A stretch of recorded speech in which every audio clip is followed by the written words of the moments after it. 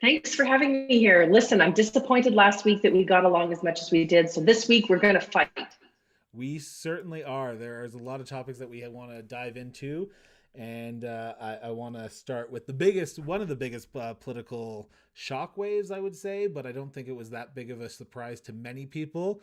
Was former Bank of Canada, Bank of England chair Mr. Mark Carney had announced that if there was an election this fall, he would not be running because he has priorities with Boris Johnson in the United Kingdom in November that he wants to follow through with. Um, Yet again, the mainstream media, and I hate to use those words, but the mainstream media decided that this was a big, big story and we needed to write about it to all ends of will he, won't he. I was not shocked about this. I think there was a lot of people saying that he was going to. I hedged my bets and I did not think. What did you think of the announcement, and what did you think about him actually not deciding not to be a candidate for the Liberal Party? Well, I did think he was going to run in this election. I thought that he had laid the foundation of building a social presence. I mean, he literally published a book that really, I think, is a threat to liberals and conservatives because it's such a pragmatic, um, view and centrist view of a vision for the future. I really did believe he was going to run, but I never really understood why. I do believe that Mark Carney is the future of the Liberal Party, and I think that that's a tremendous threat to every other political party. I've said this very vocally that if you think the next pivot for the Liberal Party is Chrystia Freeland, you're wrong.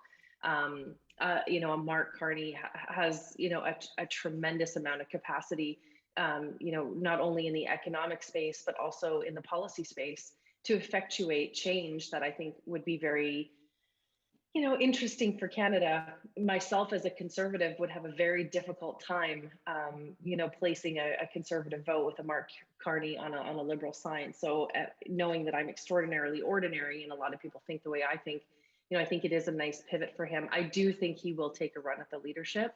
But I think we can't forget the veneer of this. Not running because he has climate commitments. Climate commitments, my ass, right? Like we just now have heard this from Catherine McKenna as well. And I think that maybe the side takeaway, other than, oh my God, Mark Carney's not running, should be why is it all of the major players in the climate space, Catherine McKenna, others, Mark Carney now, are saying like, we need to address the climate, it's urgent, and I cannot effectuate that change within the government. Like, how nervous should we be about that? Right? Because the in theory, it should be, I'm a champion for climate. I can bring, policy groups and working groups and different people, and I can effectuate that change from within the government where ultimately policy becomes law. And we're having multiple people say the best way I can effectuate change is outside of the government, and they're choosing not to assign themselves. That tells me that there's something functionally something well, there's many things that are functionally wrong, but I think that this should be chiefly among them to be recognized that this is now a second person that is saying that I'm committed to climate negotiations, and that doesn't allow me to be congruent with the government of power. That doesn't seem right to me. I think as two former political staffers, you in the Ralph Klein era, me in the Dalton McGuinty era, you know how slow government moves. I think there's a Sure. few people who understand that as best as we do, and I think the average person understands that government takes forever to do anything. Even if it's rolling out money, even if it's applying for a grant, you have to apply a year beforehand, and it does take time to do anything with any level of government, municipal, provincial, or federal.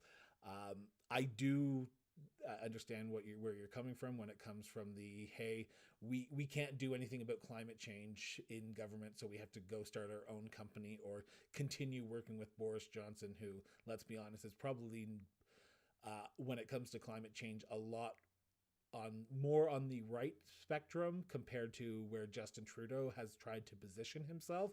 So I don't understand where Carney has come out and said, "Hey, we're not going to work with Justin Trudeau on climate change. We're going to work with Boris Johnson." So that tells me that even people in the Liberal Party understand that Justin Trudeau has not done anything for the issue of climate change. And like you said, if Catherine McKenna, former environment minister, Mark Carney, one of the biggest green people I would assume would ever run for the Liberal Party, have said that they don't have faith in this government, it tells me that Justin Trudeau needs to recalibrate his green message and start bringing it back to a more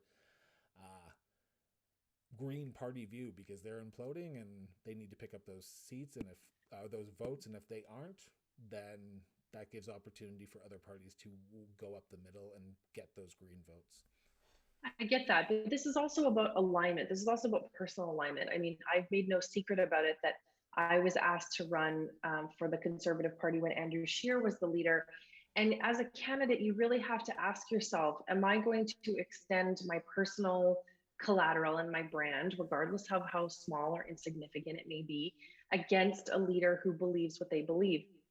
And I think that Mark Carney would be getting the type of advice and money advice around just wait. And I think you can come for the king. And if I was advising Mark Carney, which will never happen in any universe, I would be giving him that advice. I would say, to position yourself within this party, there's a lot of collateral damage. Catherine McKenna's gone. Jane Philippot, who I think we would have been so well served to have had an infectious disease doctor as a member of the cabinet during a global pandemic. Judy Wilson-Raybould, who I'm sure we'll talk about, is gone and gone with total disdain. Selena, like her or loathe her, is gone. I think we'll never really know. Bill Moore knows. I think he left as finance minister because he was unwilling to toe the line. And when that became a problem, he replaced him with Chrystia Freeland, who I think will absolutely toe the line, and she'll become collateral damage of this party. And I think that Mark Carney said, is this where I want to put my brand reputation? And the answer was no. And then I think the veneer of it becomes this ridiculousness about I have climate commitments. Yeah, and there are so many cabinet ministers who are jumping ship right now. Navdeep Bains has announced that he's not running.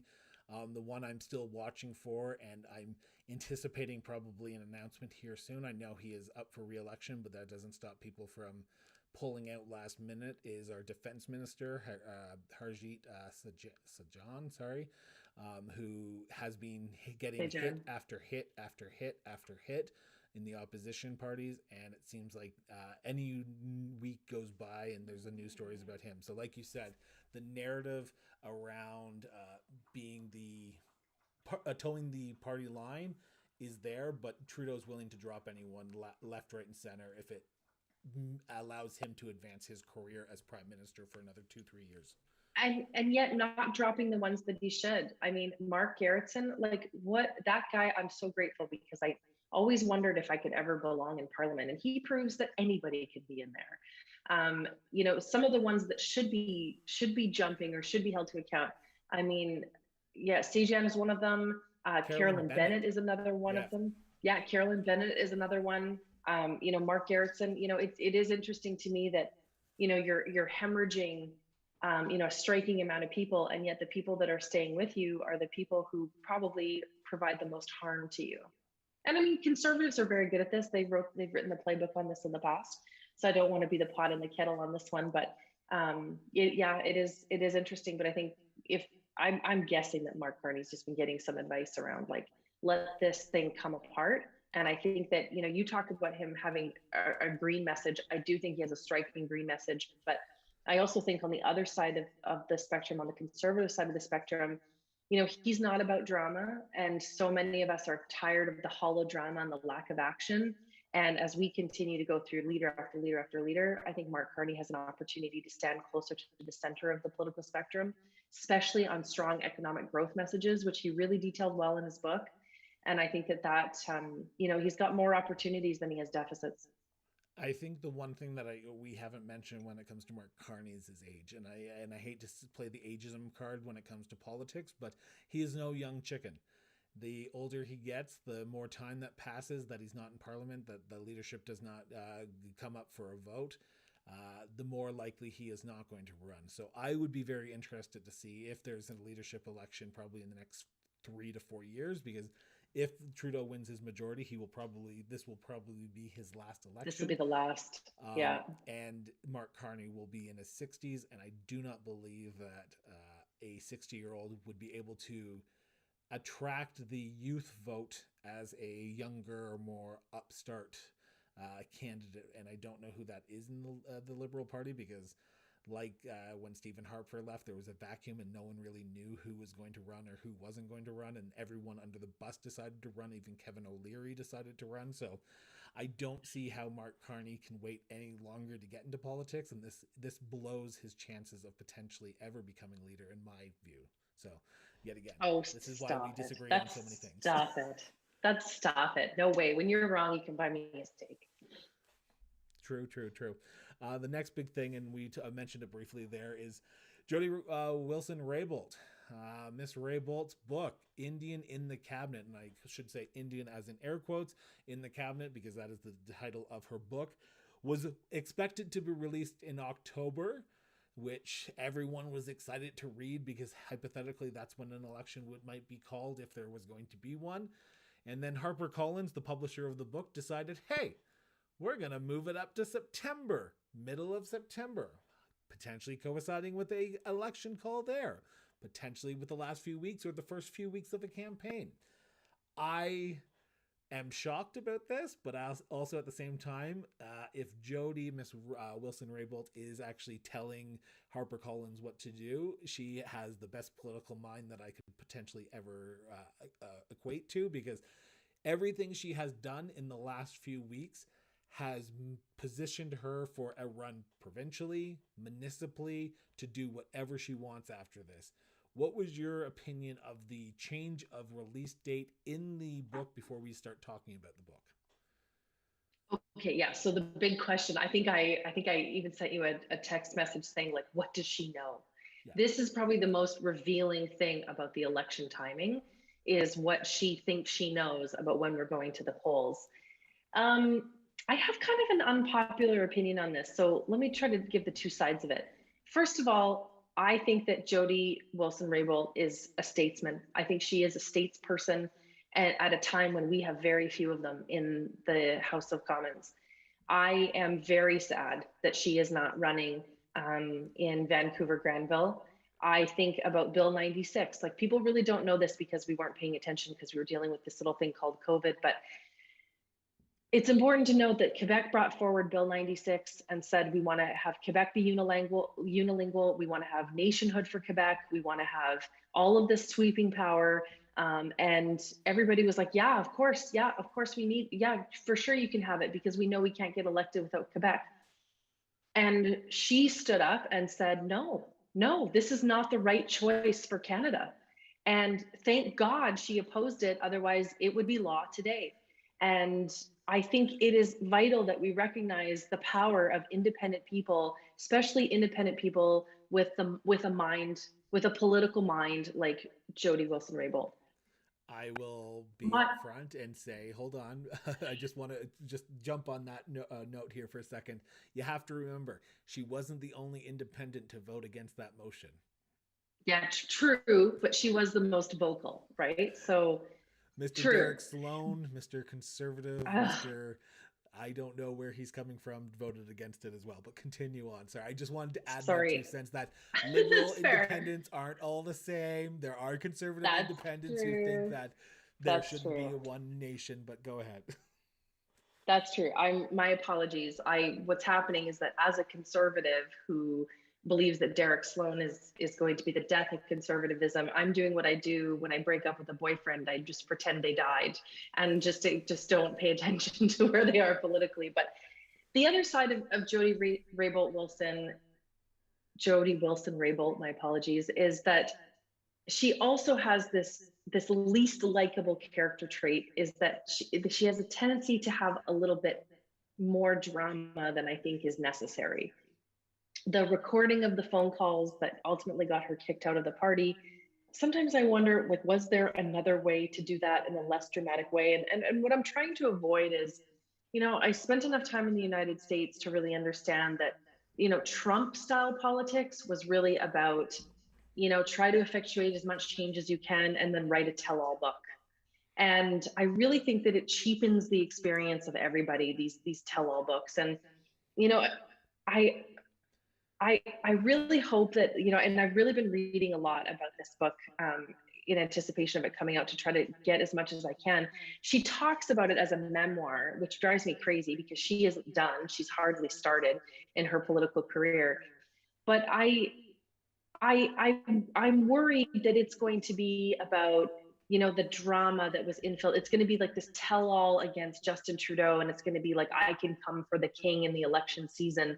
And her moving it into the election window tells me it's going to be that kind of book. And I just think, like, what I want Canadians to have is I want her to talk about, she was part of helping to get, the next expansions of medical assistance in dying. That was not an easy process to get done. I think she's at the nexus of truth and reconciliation. I want to hear her talk about that. I want to hear her talk about how you have a vision when the vision isn't congruent. And, I've just finished Melinda Gates' book, The Moment of Lift. And it really talked about how, and especially women, we effectuate real change in systems that are not designed for us to be successful. That's what I want her book to be about. And I'm worried it's just going to be this salacious page turner around, and then Justin did this and then Justin did that. And I honestly don't care. And I think if she positions herself as a stateswoman, a statesperson, and someone who's going to have incredible intellectual pedigree, I really don't want her then to also have this like tell-all book. That's not what I want for her. And I say that as a conservative who genuinely wants to take down the prime minister. So you can imagine how I have multiple incongruent things. But, when she released her statement and she said, there's a disgraceful triumph of harmful partisanship over substantive action. I hope that she addresses a new vision and a new way forward to address that in the House of Commons and not just rail against it. So I have high expectations of this book. I'm going to be an eager reader, but for sure it's coming out in the election period, which should tell us that I was right about the election window and you were wrong, and that's all that matters. You were right now does not mean that you're right when it actually gets called. So we still have that steak dinner on the plate at the table. We will decide later on who is actually right and who is wrong. I think I'm still right and you are wrong, but that's here nor there. We are going to argue about that until the day Justin Trudeau and Mary Simon call that election. I do want to continue on this topic because I think this book is, like you said, I think it's going to have two edges to it. It's going to have that tell-all book of what she did in government, but also hey, I took on Justin Trudeau and this is what he said, this is what I said, this is what he said, the back and forth between that. I think for those who are reading it will only take the one side, the hey, just JWR said this, and this, where the rest of it will be forgotten. And the reason I say that is because of Selena Cesar Chavez's Selena's book, Can You Hear Me Now, which I read. It has a lot of substantial policies. It has a lot of things that you want to read about. But what people took away from it was, hey, I told the prime minister to F off when he basically said things to me. And that's what I think Jody's book is going to do. It's going to become a one-sided book, and I'm afraid that it's going to lose, and she is going to lose some of the gravitas that she has built up in her political career, and it could potentially ruin or wreck a potential future political career in municipal or provincial politics, or even if she wants to do something on the national stage ever again. I'm looking at it more as this. As a big FU to Justin Trudeau, though, and this is just me being, hey, Erin O'Toole, if you're listening, if you do become prime minister, best way to screw over Justin Trudeau is to appoint her into Senate. Like, honestly. Yeah, so I'm so glad that you brought that up, because if you were indifferent about should senators be appointed or elected, Judy Wilson-Raybould proves my point, because she absolutely would be dynamic in the Senate. And this is the best way to get her in there would have been to elect her in there. I find it so cute that you said, like, oh, Erin O'Toole, if you're the prime minister. That's such a, like, oh, way to go, way to dream. Hey, I went to a Maxime Bernier event last night. He had his supporters out there. I took photos. I was the only media there. So I give due diligence and I give all credence to anyone who wants to run for prime minister, and I will blow smoke up their asses if I have to. So Erin O'Toole, you will be prime minister one day in your head. In your head, in your own head. Do you think that Jody will run as mayor of Vancouver? That is what I heard. So I did look at. I was looking at that a little bit. I know their current mayor, and I forget his name, but he was a former NDP. Kennedy Stewart. Kennedy Stewart.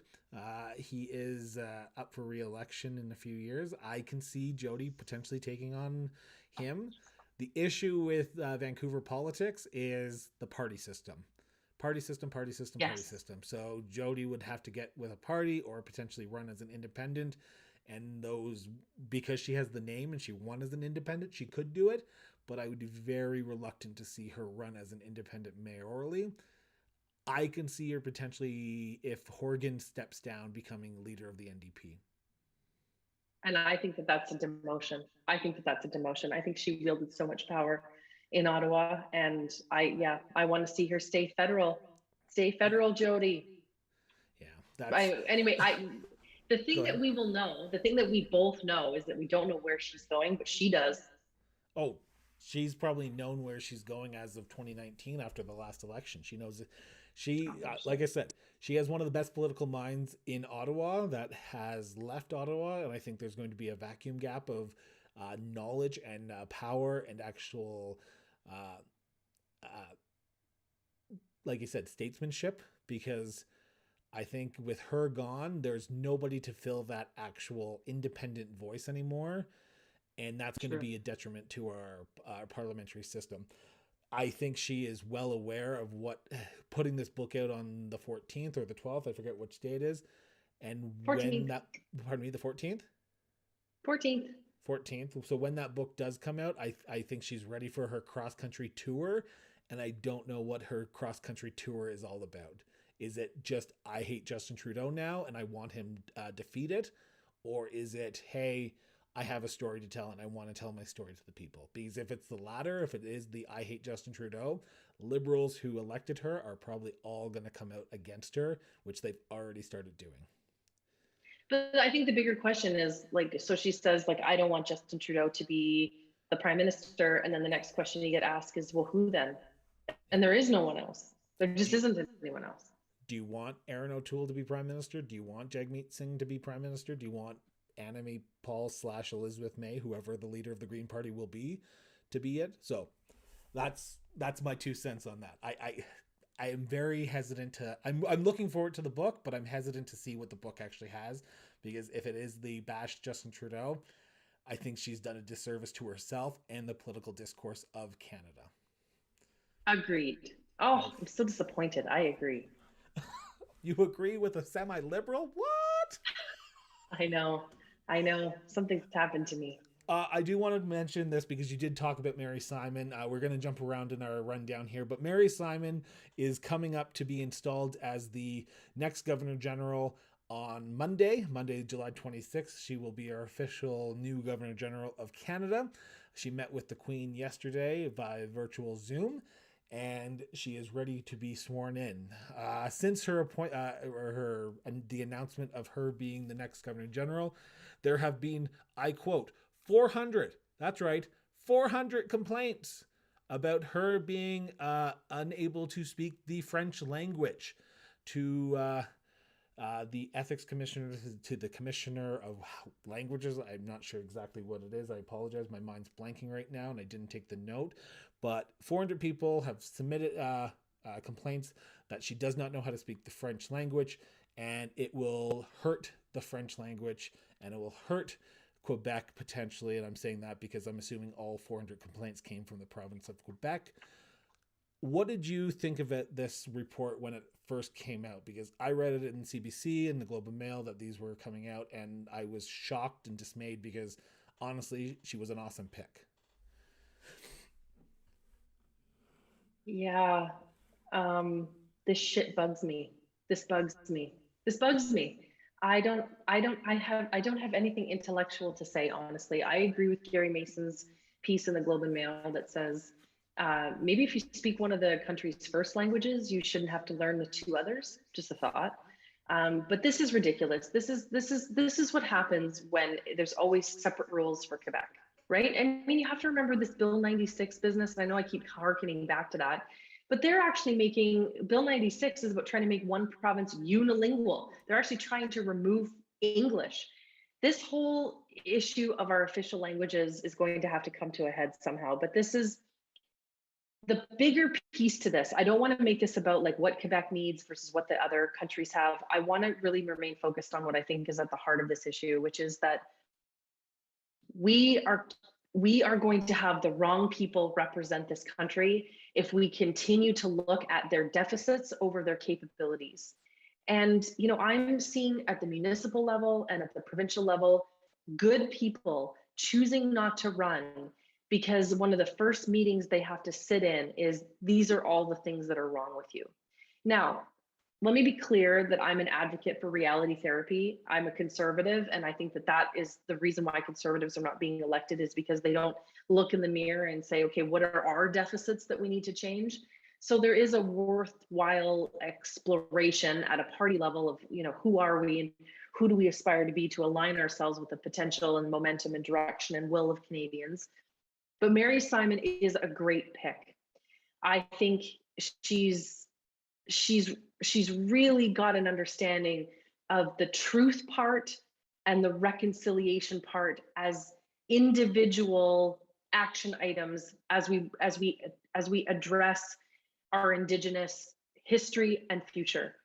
And as a country who's grappling to define these terms too late, she stands in a place of power to be able to identify this. And yet all we're going to do is just rip apart what's wrong with her. And I think we got to really take, I'm going to sound like my dad here. If you listen to conservative like me, this is going to sound familiar, but I think we all just need to take a step back and take a big deep breath and just say, is this the fight for today? Because we're trying to do something inspirational here. And she is a great representative, and we should have this type of representation at the Governor General level.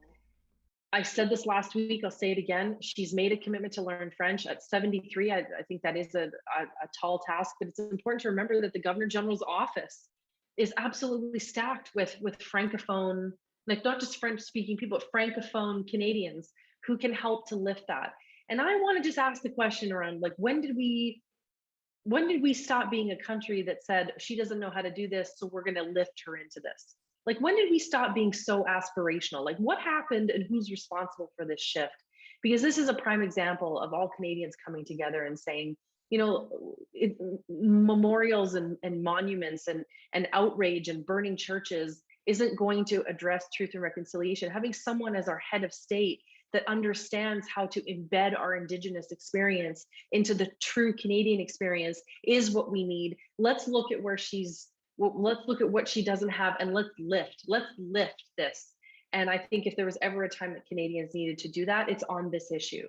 It's on this issue. This is a good pick for us. And the fact that we're doing this endless piece around, let's talk about what's wrong with it, just pisses me off. I think there is a underlying moment in our political history right now where anyone who has a skeleton in their closet, anyone who is against something, anyone who can't do something, can't run for political office. Anyone whose opinion is different than what their party or their beliefs are, they can't run for political office. In today's society where, like you said, the political discourse is Quebec, Quebec, Quebec, everyone needs to handhold Quebec because they're going through things right now. I'm surprised that Erin O'Toole, Jagmeet Singh, and Annamie Paul have not come out and said, hey, you know what, this is bullshit. She is a great pick. She is an awesome pick. She is, like you said, she is guaranteed. She has told us that she is going to learn the language. She has great staff around her at Rideau Hall. I am very shocked that in today's society, when we have such a great pick like Mary Simon, that we're afraid to come out and say, you know what, we have a great pick. And our political leaders don't want to do that because they're afraid to lose votes in Quebec. And if we are now the country of Quebec, then I would really like to know that, because then I need to start learning French to ever run for political office ever again. And I highly But it's suspect, not just, go ahead. it's not just political office. It's not just political office. It's going to be any type of federal employment. It's going to be any type of, like, we have to recognize that, you know, if you just said, if Quebec is the future of Canada, well, let me pop that bubble for you. Quebec is the future of Canada. They're wielding just a completely asymmetrical type of power. And it's time to renegotiate that. I mean, I'm well on the record to say, if you want nationhood, absolutely, you can have it, but you're going to lose equalization, right? There has to be a cross balance to this. You know, I just think we have to remember, and history informs this, is, you know, famous Abe Lincoln quote used to say, you know, people with vices, you can't have, what is it? People with vices have no virtue, or people with virtue have no vices, or something about that. People who have vision also have flaws. And sometimes you have to look at the flaws and say, is this a trade-off that I can make? I mean, look at my own experience in the Conservative Party. I'm someone who believes in unwielding economic growth. I believe we don't need to choose between the environment and the economy. I believe in innovation and science and all these great things. But what stops me in this political party is that I really genuinely believe in medical assistance in dying. And I've been a vocal advocate and a huge participant to say that how people choose to end their life is not a political issue, it's a human right. And that keeps me away from my own party. That's a pariah statement. And what we have to remember is that, you know, people are going to have deficits as long as they're sort of smart deficits. It's not like I, you know, believe something that's totally punishing, right? Like, you know, our vaccination program was nothing but, you know, human microchipping. That's crazy. You can dismiss me then. But, you know, everybody's going to have, you know, these you're never going to have perfect people. And if you have perfect people, they're not going to have vision.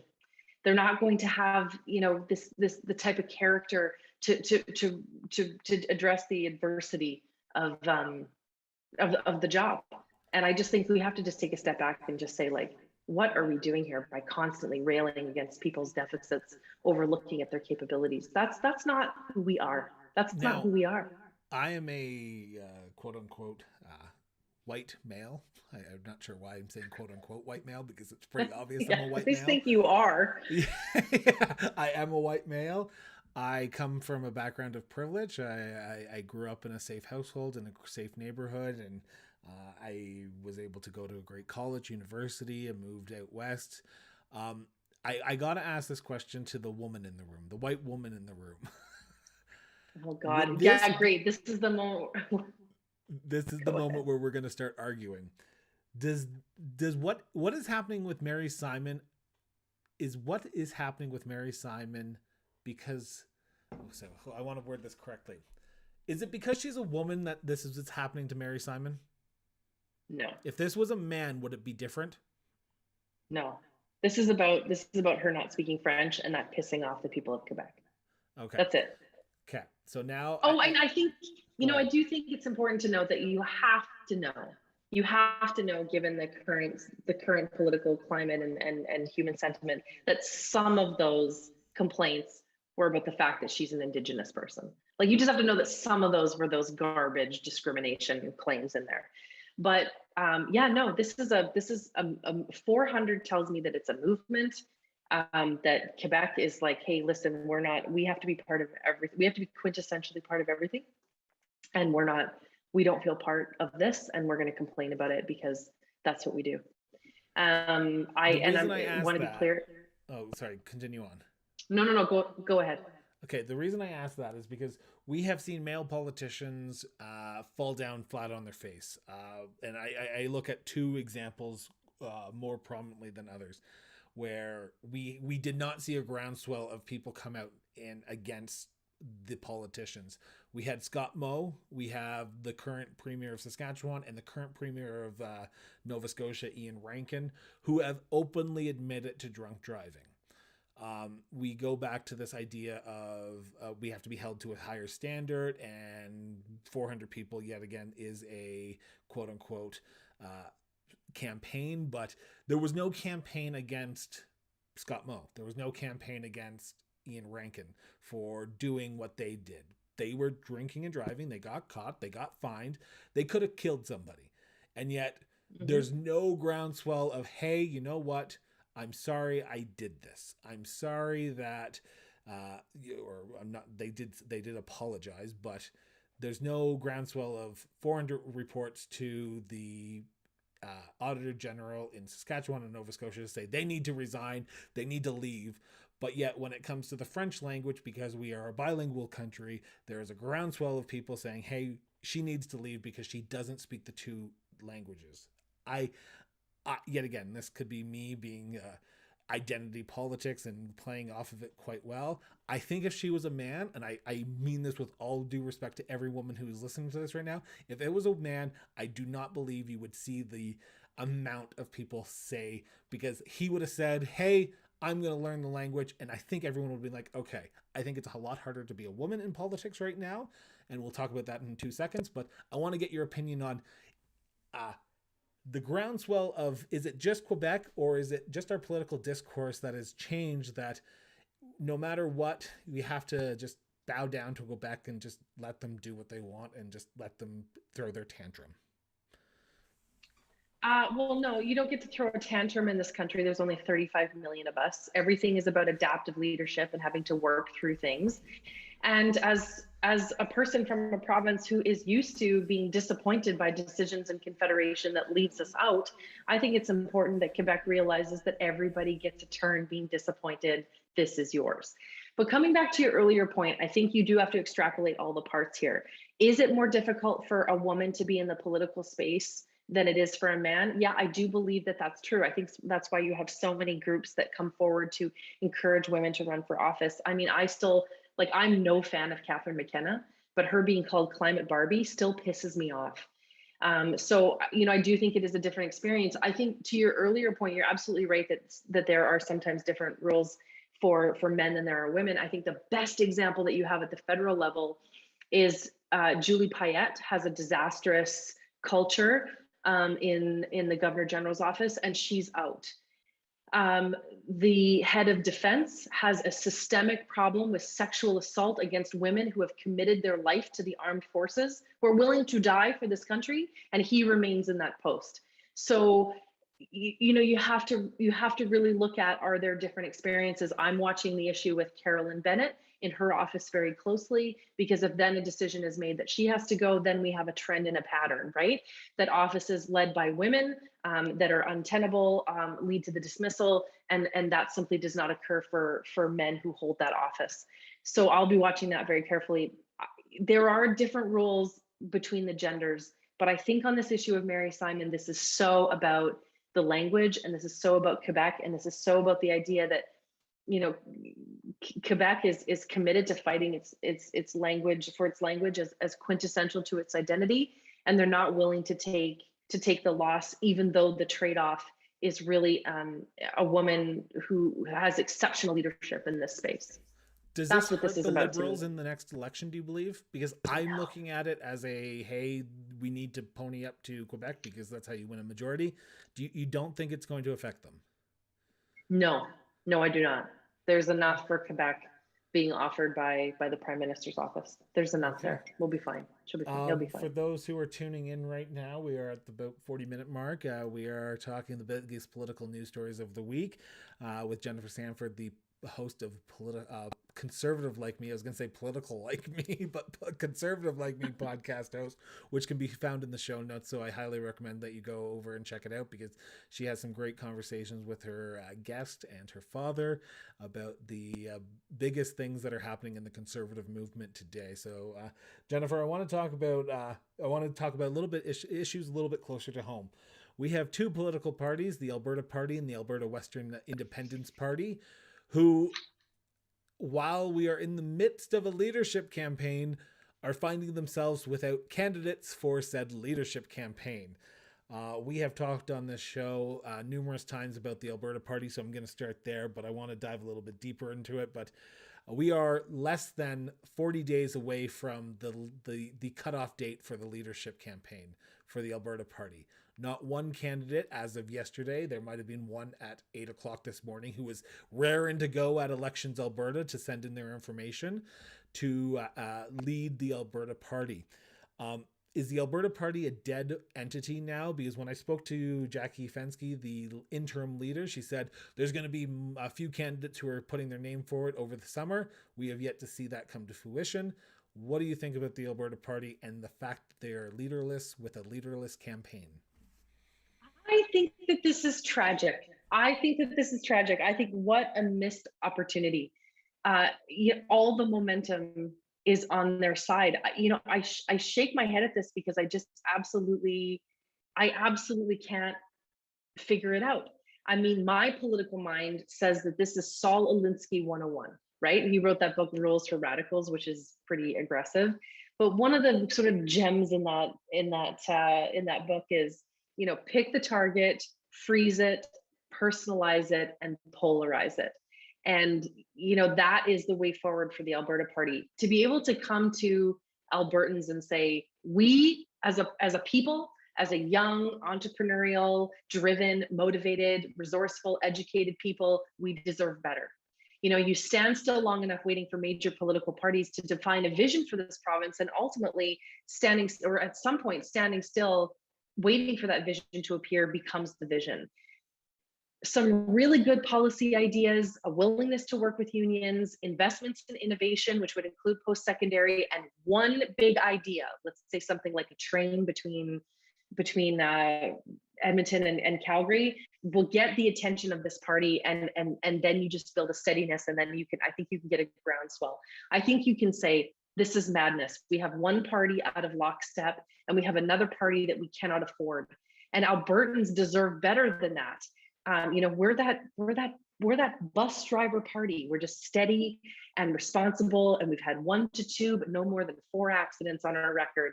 And that's the key forward for them. I think that there has never been a bigger window for them to come right up the middle. And Naheed Nenshi actually is in my mind every time I think about the Alberta Party, not because I expect him to lead it, obviously, but because he became mayor by doing exactly this, right? Good policy ideas, a willingness to work with people, and to basically take the other 2 leading candidates at the time and say, you deserve better than both of these. I can offer something that's better. And then you just ride the wave of momentum. This is madness to me that there are not political leaders that are willing to step into this space, right? All they need is to wrangle a highly educated, articulate person from a major city and just start shaking the tree of saying, we deserve better. Too many fault points on both sides. We cannot have Albertans go to an election and say, well, which is the devil I know, or which is going to cause the least amount of damage. Major groups, packed groups, people with money feel disenfranchised by both political parties. There is time to put forward someone who can really, really, really, really effectuate change and put the Alberta Party on the map in a way that far exceeds what Greg Clark did under his leadership. This is madness to me that they can't even find a candidate to run it. Like, what is going on? This is madness. I would agree wholeheartedly. I have become disillusioned with the two provincial parties, and the longer the Alberta Party, and I'll throw them a bone here because let's be honest, they're also in the same boat, but the Alberta Liberals. The Alberta Liberals they have an interim leader. They're running a leadership campaign, not open yet, but there will be one probably in the next few months, next year.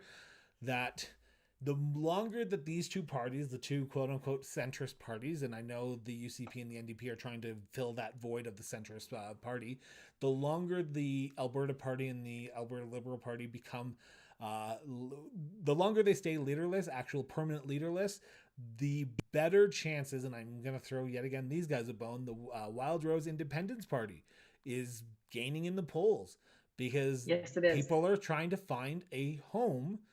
And they can't find a home because all the parties aren't running at full steam right now. And it pisses me off to no extent that we have a two-party system right now, which is going to be a three-party system that is going to be, hey, you're either blue, yellow, or you want to separate from Canada. And I'm sorry, but in Alberta, we should not just have three options. We should have a vast wealth of choices. And the Alberta Party is dropping the ball every day that someone doesn't announce. So if someone's about to announce tomorrow. Announce today. Stop waiting for the perfect moment. The perfect moment was gone a month yesterday and a half ago when the nominations opened. You knew you were going to run, then announce. I don't care who you are. Get out there, start knocking on doors. I know it's a municipal campaign. I know there's a federal election, but the longer you wait, the worse it's going to be when you're trying to actually lead the party as a permanent leader. Yeah, but you have to also acknowledge, so a couple of things there. Fine, I'll announce tomorrow. I'm running. You heard it here first, I'm just guys. Kidding. You heard it here first. Yeah, exactly. That's the quote I'm pulling out of the show. Jennifer Sanford running for the Alberta Party. Sanford announces. Absolutely. But you do have to think about, like, not me, but someone like me, right? Like, I'm Ivy League educated. I'm from a major city, but I come from rural. I understand policy ideas. I'm not afraid to be unpopular. I have very few skeletons in my closet. I have a willingness to work with unions in a way that really makes sense to the bottom line. I think economically, but I also, deeply care about social issues from the nonprofit sector. I'm ready to debate again and again and again. We need to find like a me pedigree with someone who's ready to take this party somewhere, because you do mention a good point about the whip, the Wild Rose Independent. As they pick up steam, and they will pull votes away from Conservatives, from the UCP. If the Alberta Party can pull votes away from the NDP, but also appeal to the centrist element, the people like you and me of the UCP, the field then becomes wide open. And then wouldn't that be a great thing for Albertans to feel that they've got real choice going into the next election? I mean, there's always what's in the political spectrum, but then there's also right on top of that, what's fair and what's right to Albertans. And to see people really, really going to give a hard fight for your vote is exactly what this province needs right now. I sound like Michael Douglas, but in this province, we have serious problems to solve now, and we need serious people to solve them. And our two options cannot simply be Kenney and Notley. Both have a vision, both have absolutely a right to lead their party, but additional choices benefit Albertans more than they harm them. Well, I wasn't going to dive into this, but I will jump into it because I want to talk about it here for a second. I think the NDP... Are you going to announce you're running for the Alberta Party? Oh my God, guys, come on. He's going to announce it right now. Go ahead. We're listening. Yes. We can snap it. I'm here to announce that I'm potentially thinking about starting a committee to start thinking about me creating a committee to run for the Alberta Party.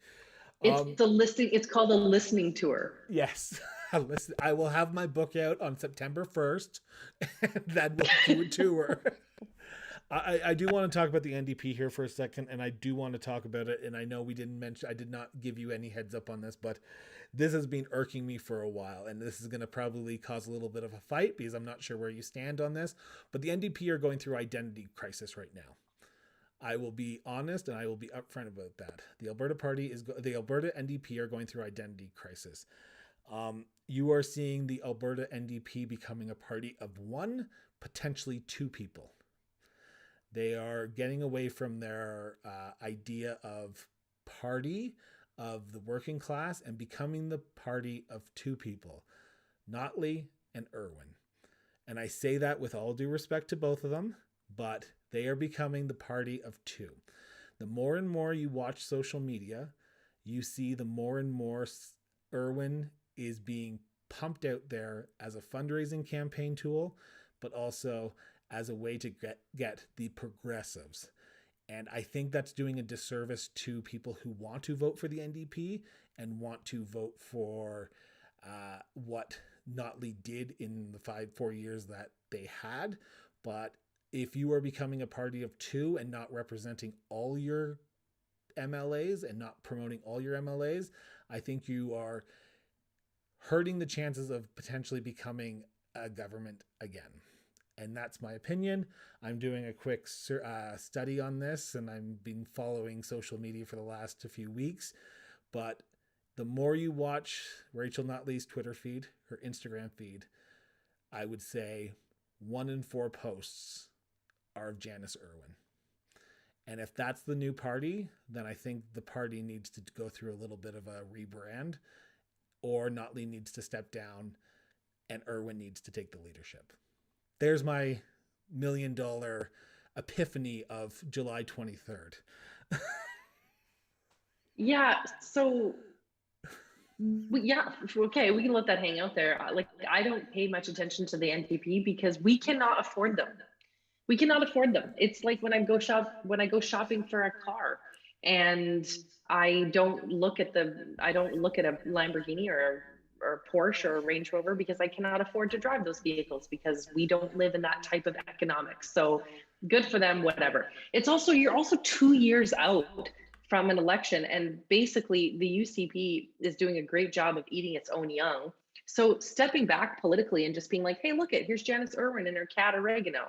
Maybe that's okay. Like, maybe that's just where they are. I mean, they are using Janice Irwin as emblematic of embracing diversity and, having a really casual approach to politics and being approachable. I mean, she represents all of those themes that are important to the party. And she is a social dynamo, like her skateboarding and talking about policy. Like, why not make it approachable and make it real? And I do trust Janice Irwin to stop if she feels she's being used as a prop to say, here's all the diversity that we need in politics represented in this one person. I think she still wants to be seen as someone with a political mind, and I trust her to stop that. But while everybody else is scrambling, maybe it's good that you're just kind of kick it in neutral for the summer. The more vocal she becomes, the more polarizing she becomes as Rachel Notley is the leader. And so I think hanging back as you wait for all these parties to do what they do or self-destruct is probably an okay thing if we're not headed to an election until 2023. I think you'll see a game change for this party if we go to a leadership review on the UCP side, or if Drew Barnes enacts his Dr. Evil plan, whatever he's planning there. I think it's okay.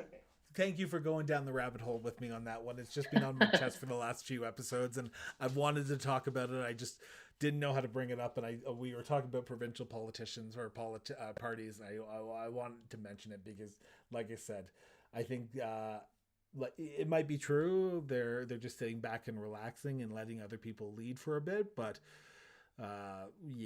let's start promoting the leader more than some of the MLAs, and stop cutting. And I'm sorry, one last thing. Stop cutting MLAs out of photos.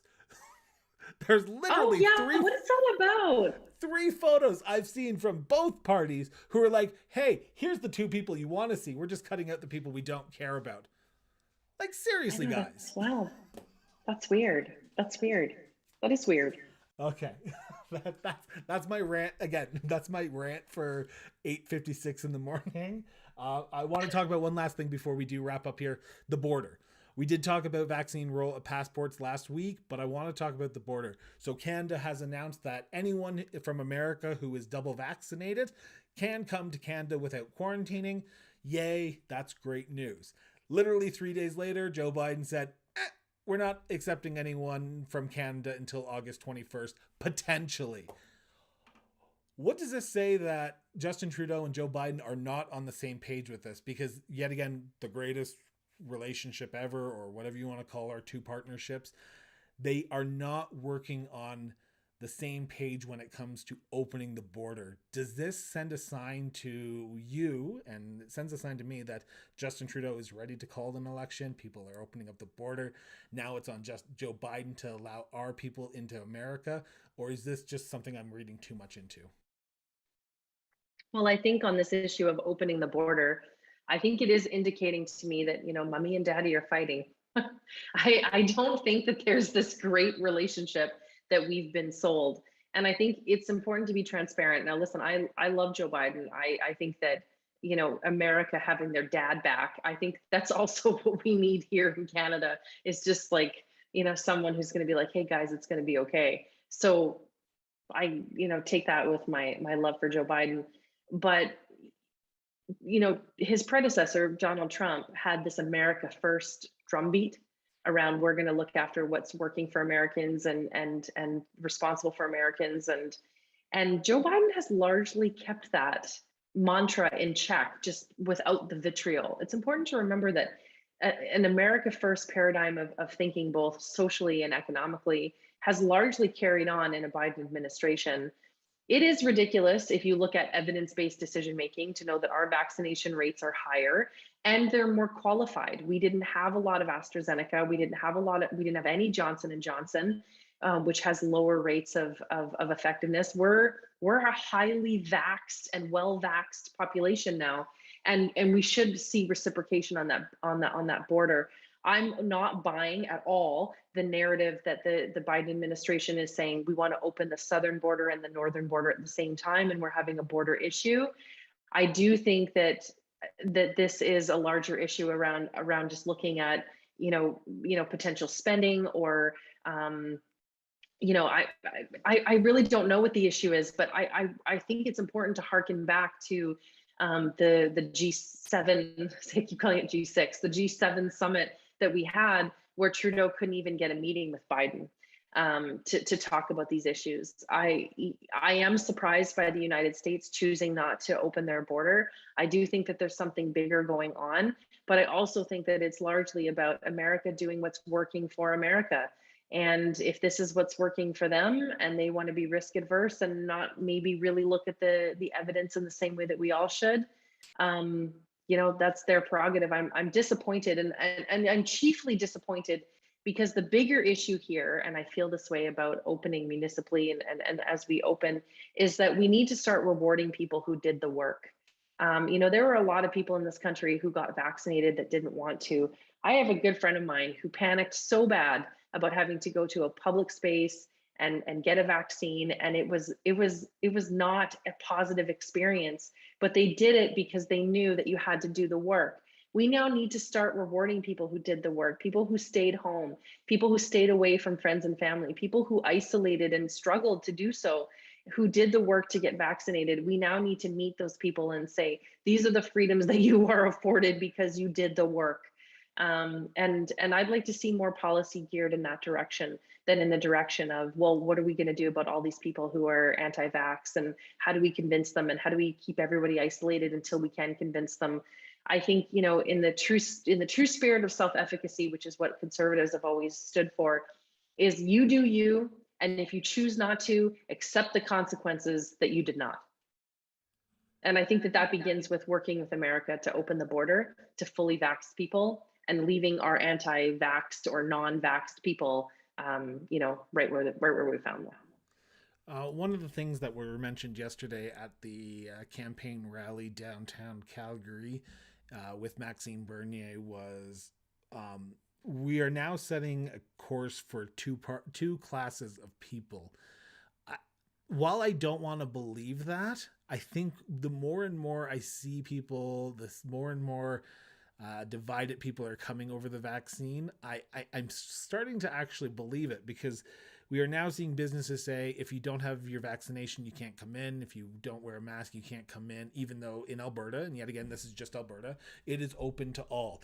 Yesterday, Eric Clapton, I did not ever think I would ever mention him on the show, but Eric Clapton said, if a venue says only vaccinated people can come to my show, I am not playing there. I'll yet cancel. Again, he got completely destroyed on social media, but it is his prerogative to do that. It is his prerogative to say anyone can come to my show, vaccinated or not vaccinated.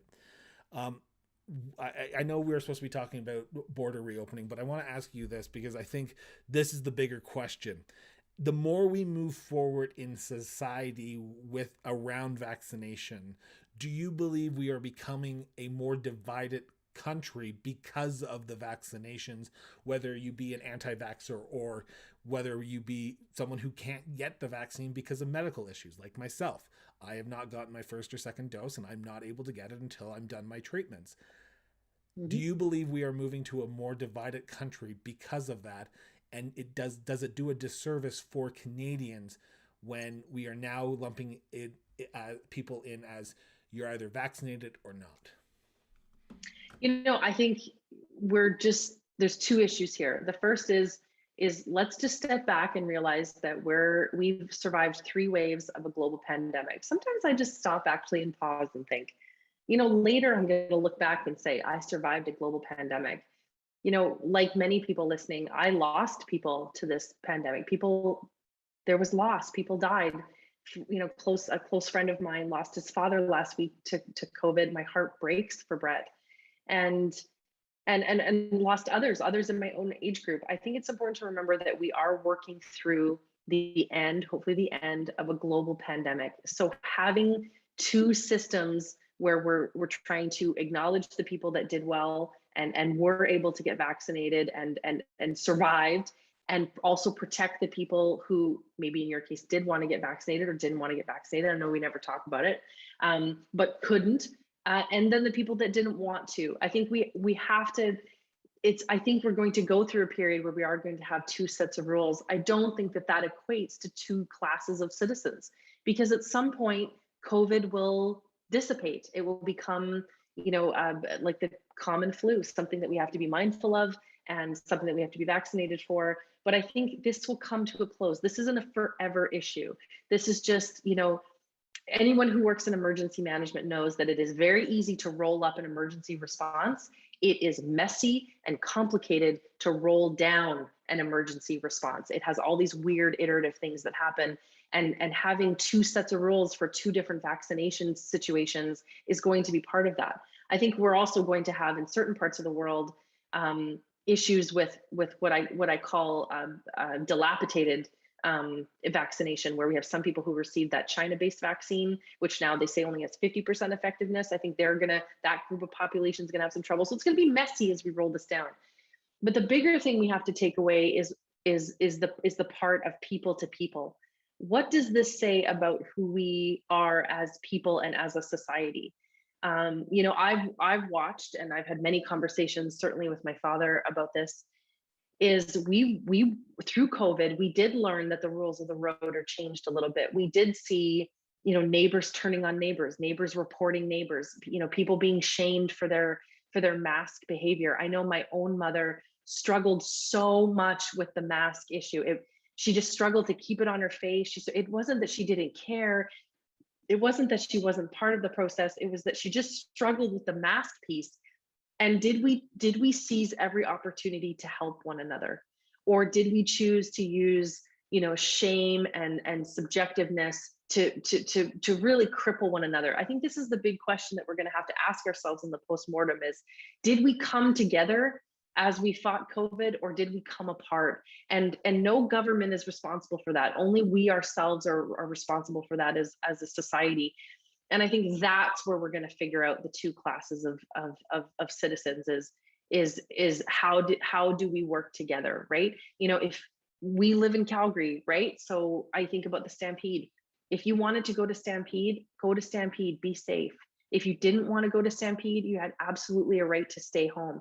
Where I had no tolerance for the discourse was in, I'm going to shame you and I'm going to embarrass you and I'm going to make you feel humiliated by the choices you want to make. There has to be a sense of be safe, but you do you as we reopen, right? There was not a lot of this you do you as we rolled up this emergency, right? But there has to be some of this you do you as we roll this down. So I don't want to conflate the 2 issues, because I think that they are different.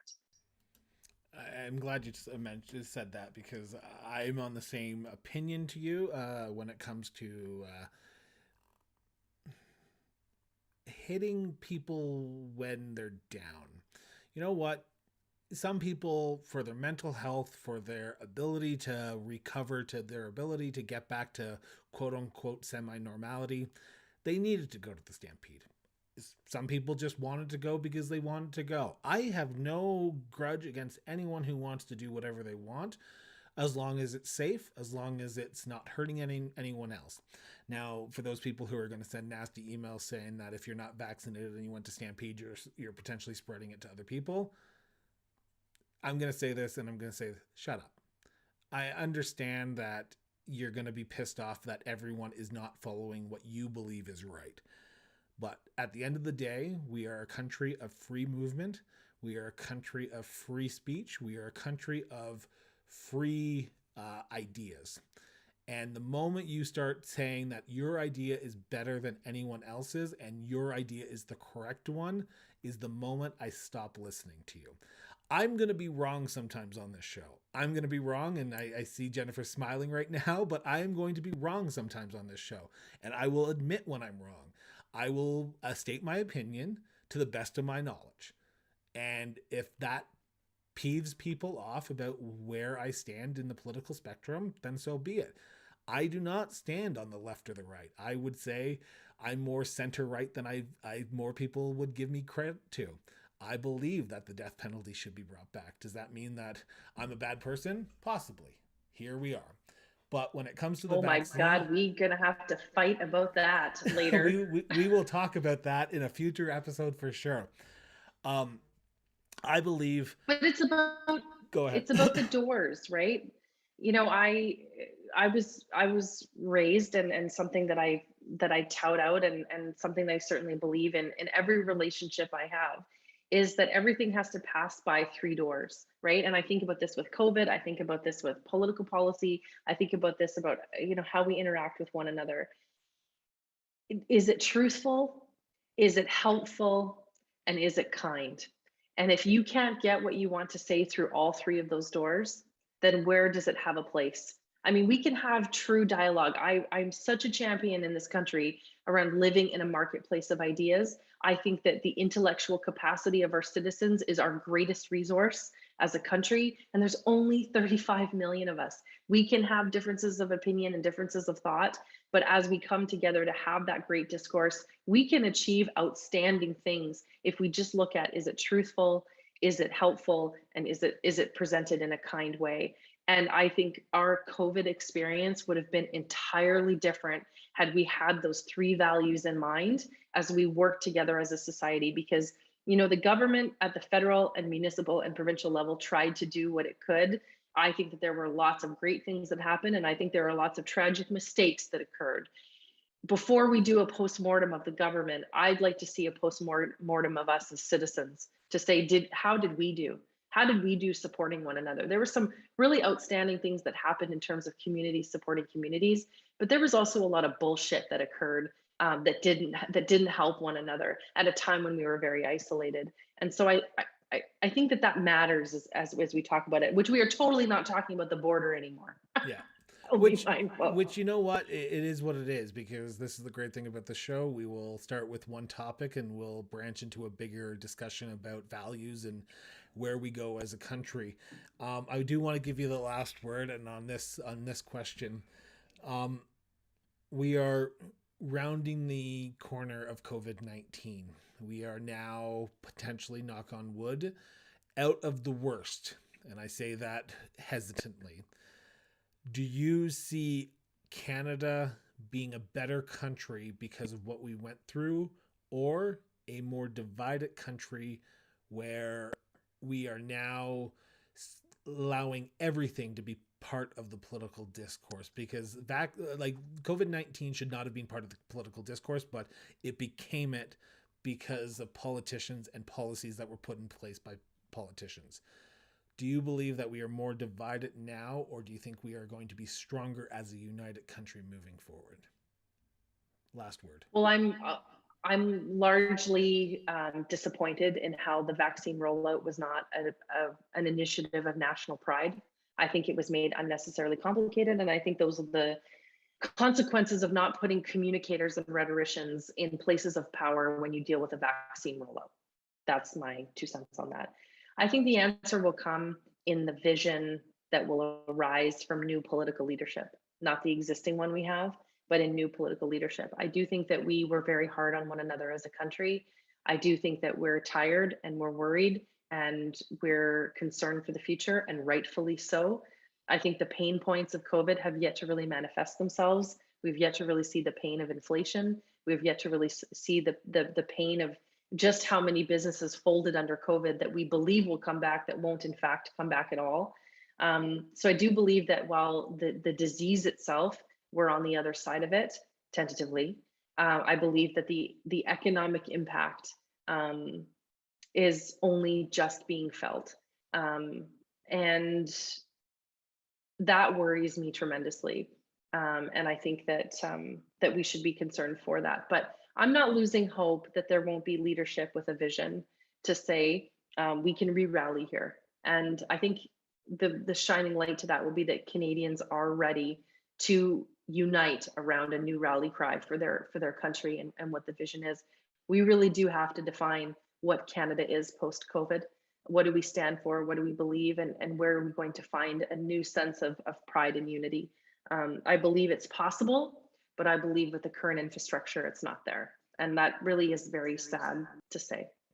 That's such a sad note to end on. Can you ask me something happier? So what's your plans for the weekend? My plans for the weekend is figuring out what we're going to talk about next week. Exactly, which we already got the list going. Jennifer, once again, thank you so much for doing this, especially as you are traveling this week. And I appreciate you waking up extra early to jump on this call and talk about the biggest political news stories of the week, and talk about how we are so disagreeing on one issue that I mentioned at the last 10 minutes of the show, which we will talk about later on probably. For my listeners, thank you so much for tuning in. To the 8 people who actually followed along for longer than 40 minutes, thank you so much for following along. And if you Thanks, Mom. Thanks, Mom. If you haven't already, hit the subscribe button. For those listening on the audio podcast, Spotify, Apple Podcasts, please leave a link. Please leave a like. Please give us a rating. Give us some feedback. We'd love to hear it. We will be back next Friday, July 30th, as my dog is squealing because she's excited that she can go back outside here. We will be back next Friday, July 30th at 8 o'clock, hopefully in the same time zone, so Jennifer does not have to wake up extra early. Jennifer, thank you so much once again. Greatly appreciate it. Great to be here.